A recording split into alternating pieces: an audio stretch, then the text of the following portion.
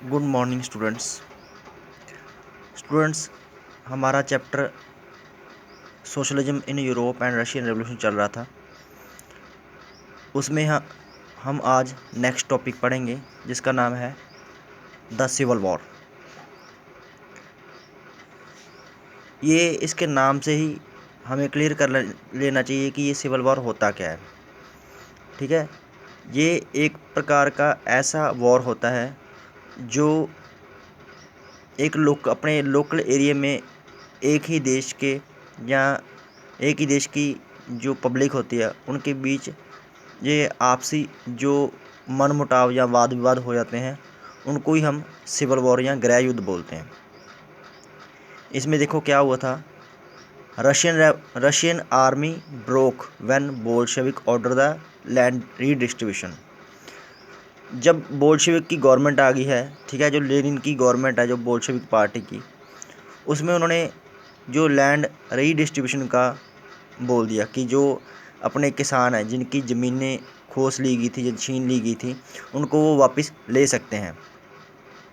तो Russian army broke, तो ज़्यादातर जो रशियन आर्मी के जो सिपाही थे वो किसान ही थे। ठीक है, तो उन्होंने अपनी अपनी ज़मीनें वापस लेने के लिए तो वो आर्मी को छोड़कर भागने लगे कि हम अपनी ज़मीनें वापस लेंगे। Non Bolshevik socialist liberals and supporters of autocracy condemn the Bolshevik uprising. जो नॉन बोल्शेविक पार्टी के मेंबर्स थे या लिबरल्स थे, ठीक है, और जो ऑटोक्रेसी, ठीक है, ऑटोक्रेसी के जो सपोर्टर्स थे उन्होंने बोल्शेविक पार्टी की इस काम की निंदा की या उनकी बुराई की। ड्यूरिंग 1918 एंड 1919 द ग्रीन्स, ये द ग्रीन्स थे जो सोशलिस्ट रेवोल्यूशनरी थे, ठीक है, समाजवादी जो क्रांतिकारी थे, ये उनको ग्रीन्स बोला गया था। एंड वाइट्स, ये वाइट्स वो थे जो जो जार के समर्थक थे, ठीक है, इसलिए लिखा गया ना प्रो तजारिस, ठीक है, control most of the Russian empire. इन्होंने क्या किया हुआ था, जो ग्रीन्स थे एंड वाइट्स थे, जो रशियन एम्पायर का ज़्यादातर हिस्सा अपने कब्जे में किया हुआ था। They were backed by French, American, British and Japanese troops. इनको जो ये फ्रांस, अमेरिकन और ब्रिटिश की जो सेना थी, जो ट्रूप्स थे, ठीक है, उनकी सपोर्ट थी इनको, इसलिए इन्होंने रशियन एम्पायर के ज़्यादातर जो पार्ट्स पे थे उन कब्जा किया हुआ था।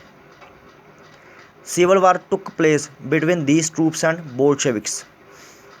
ठीक है, जो सिविल वार ये स्टार्ट हो गया, ये जो ट्रूप्स थे, ठीक है, जो ये वाइट्स को सपोर्ट करते थे, ठीक है, जो इनके ट्रूप्स थे उनमें और बोल्शेविक्स में एक वॉर स्टार्ट हो गया। Supporters of private property among whites took steps with peasants who seize land. जो प्राइवेट प्रॉपर्टी के सपोर्टर्स थे, मींस जो वाइट्स थे, ठीक है, उन्होंने किसानों के साथ मिलकर ये विद्रोह स्टार्ट किया, ठीक है, लड़ाई स्टार्ट कर दी या वॉर स्टार्ट कर दिया। The officer of the army of the fallen tsar organised an arm rebellion against Soviet state. जो जार की सरकार जा चुकी थी, उसके जो ऑफिसर थे, ठीक है, उसके जो आर्मी के ऑफिसर थे, उन्होंने एक सैनिक विद्रोह कर दिया जो ये बोल्शेविक पार्टी के खिलाफ, सोवियत स्टेट। आगे देखो, Lenin suppressed all opposition by violent means.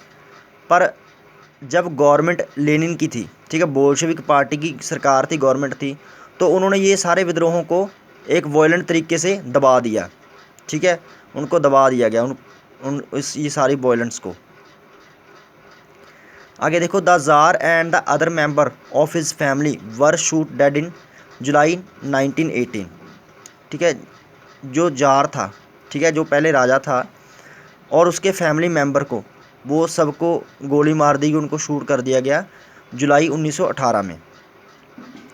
ये जो वार था, देखो, ये वार रेज टिल 1920। ये जो सिविल वॉर था वो 1920 तक चलता रहा, ठीक है, और इस टाइम के दौरान जो रेड आर्मी थी, जो बोल्शेविक थी, ठीक है, was in control of almost all the lands of the old tsarist empire.